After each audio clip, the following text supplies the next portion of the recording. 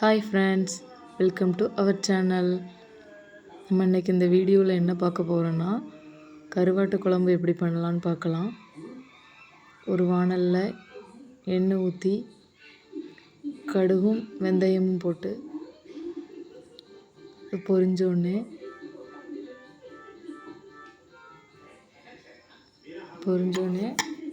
வெங்காயம் போட்டுக்கலாம்.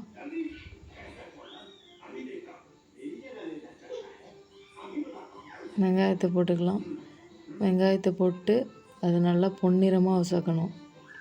நல்லா பொன்னிறமாக வதங்கினா தான் கருவாட்டு குழம்பு நல்லா டேஸ்ட்டாக இருக்கும். நல்லா பொன்னிறமாக வதக்கி விடணும்.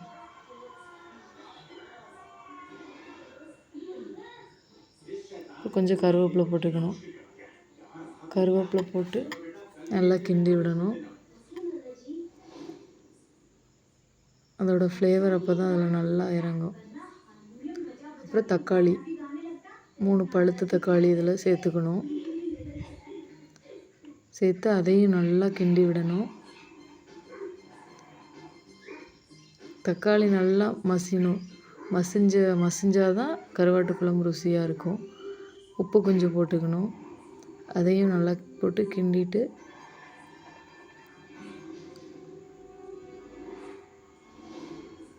தக்காளி நல்லா மசிஞ்சால் கருவாட்டு குழம்புக்கு நல்லா டேஸ்ட்டு கொடுக்கும். அப்புறம் நல்லா வதங்கினதுக்கப்புறம் கத்திரிக்காய் கட் பண்ணி வச்சுருப்போம்ல, அந்த கத்திரிக்காய் சேர்த்துக்கலாம். இல்லை முருங்கைக்காய் இருந்தால் முருங்கைக்காய் சேர்த்துக்கலாம். இல்லை கத்திரிக்காய் மட்டும் தான் இருந்துச்சு, அதனால் கத்திரிக்காய் சேர்த்துருக்கேன்.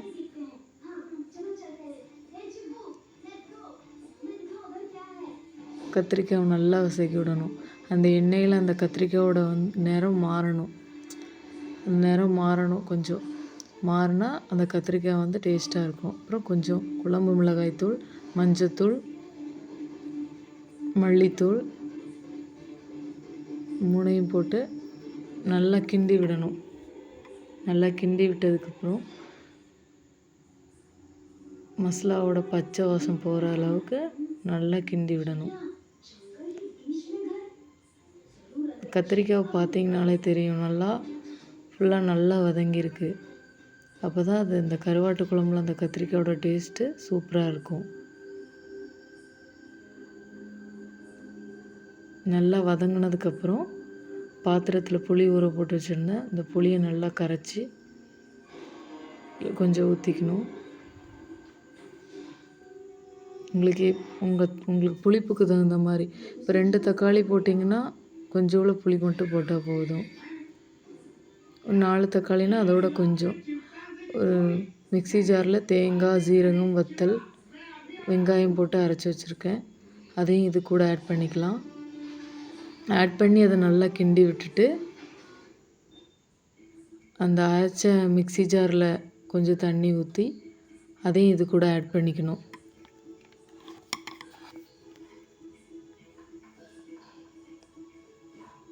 உங்களுக்கு வேணுங்கிற அளவுக்கு தண்ணி ஊற்றிக்கலாம். வேணுங்கிற அளவுக்கு தண்ணியை கலந்துட்டு அதை நல்லா வற்ற விடணும். ஏன்னா அந்த அளவுக்கு தண்ணி கலந்துக்கோங்க. அப்போ தான் அது நல்லா சிம்மில் வச்சு வற்றினா தான் நல்லா டேஸ்ட்டு கொடுக்கும். அப்புறம் கருவாடை சுடுதண்ணியில் போட்டு வச்சுருக்கேன். அதை கழுவி எடுத்துக்கலாம்.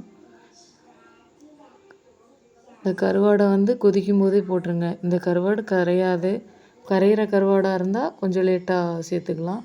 இது கரையாததுனால கொஞ்சம் ஸ்பீடாக முன்னாடியே போட்டாச்சு. அப்போ தான் அதோடய ஃப்ளேவர் நல்லா இறங்கும். இப்படி இவ்வளோ நிறைய தண்ணி ஊற்றி நல்லா கொதிக்க வைக்கணும். கொஞ்சம் சிம்மில் வச்சுக்கலாம். சிம்மில் வச்சா தான் நல்லாயிருக்கும். அப்புறம் மாங்காய் இருந்தால் மாங்காய் ஒரு 4 பீஸ் உள்ளே போட்டுக்கலாம். மணமாக இருக்கும். பாருங்கள் இவ்வளோ அழகாக வந்துருச்சுன்னு. இந்த சேனல் உங்களுக்கு பிடிச்சிருந்தால் லைக் பண்ணுங்கள், ஷேர் பண்ணுங்கள், மறக்காமல் சப்ஸ்கிரைப் பண்ணுங்கள். பாய்.